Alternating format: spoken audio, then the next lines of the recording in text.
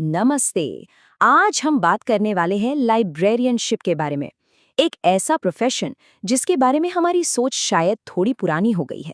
तो चलिए देखते हैं कि ये फील्ड असल में कहां से कहां पहुंच चुकी है। शायद कोई शांत सा इंसान जो किताबों के ढेर के पीछे बैठा हो, है ना? तो चलिए इस इमेज को थोड़ी देर के लिए साइड में रखते हैं और देखते हैं कि इस सोच के पीछे की असली कहानी क्या है। तो चलिए शुरू करते हैं किताबों की अलमारियों के पार की दुनिया से।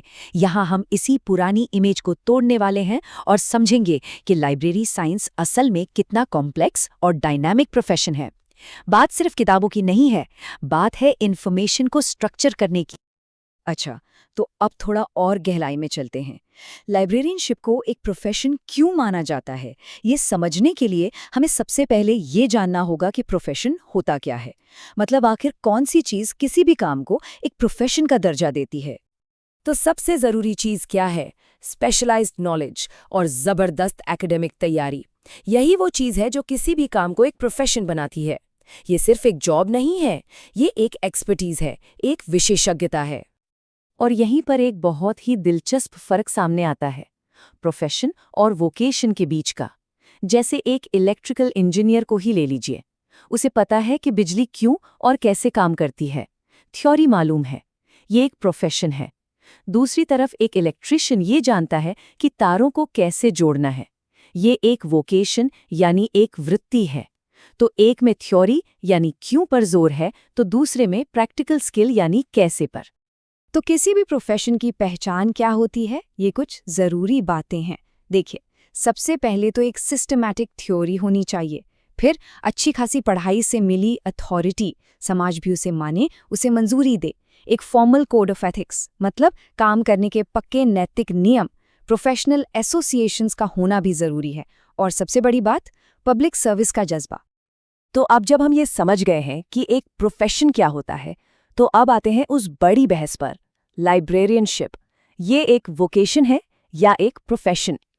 ये सवाल आप जानते हैं इस फील्ड में बहुत लंबे समय तक बहस का मुद्दा रहा है।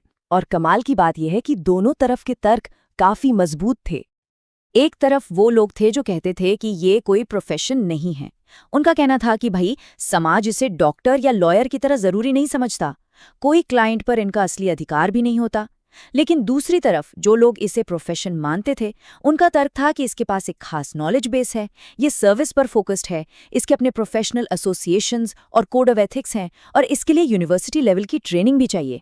तो देख रहे हैं, ये एक बड़ा ही दिलचस्प टकराव था विचारों का।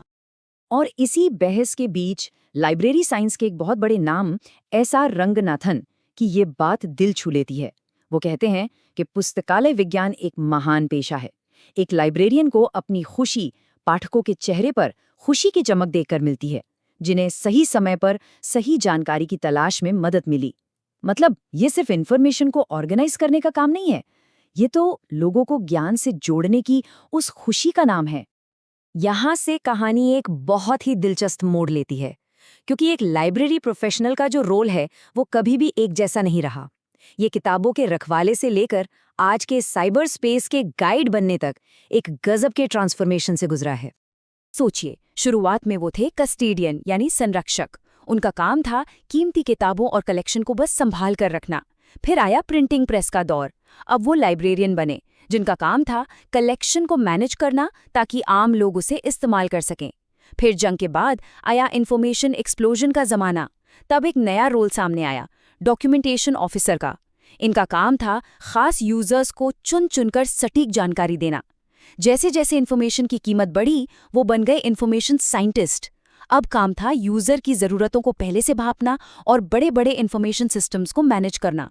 और आज हम बात करते हैं डिजिटल लाइब्रेरियन की, जो विशाल डिजिटल कलेक्शंस को मैनेज करते हैं। तो इस पूरे सफर का नतीजा क्या निकला?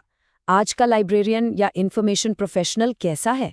अब वो सिर्फ किताबों के मैनेजर नहीं है, बल्कि वो तो इन्फॉर्मेशन के नेविगेटर हैं, नॉलेज के आर्किटेक्ट हैं, और उनके रोल आज पहले से कई ज़्यादा टेक्निकल और डाइवर्स हो चुके हैं। चलिए इसके कुछ उदाहरण देखते हैं। जैसे कि क्लासिफिकेशनिस्ट, ये वो लोग हैं जो नॉलेज को ऑर्गेनाइज करने का पूरा सिस्टम, पूरा ढांचा ही डिज़ाइन करते हैं। फिर आते हैं रेफरेंस लाइब्रेरियन, ये तो एक तरह से एक्सपर्ट रिसर्चर होते हैं जो अनगिनत सोर्सेज से मुश्किल सवालों के जवाब ढूंढ निकालते हैं। थिसॉरस डिजाइनर को देखिए, ये वो खास वोकैब्युलरीज बनाते हैं जिनके दम पर हमारे कंप्यूटर इतने स्मार्ट तरीके से सर्च कर पाते हैं। और फिर हैं बिब्लियोमेट्रिशियन। ये डेटा एनालिसिस का इस्तेमाल करके ये स्टडी करते हैं कि कौन सा लिटरेचर, कौन से ऑथर्स या जर्नल्स कितना असर डाल रहे हैं।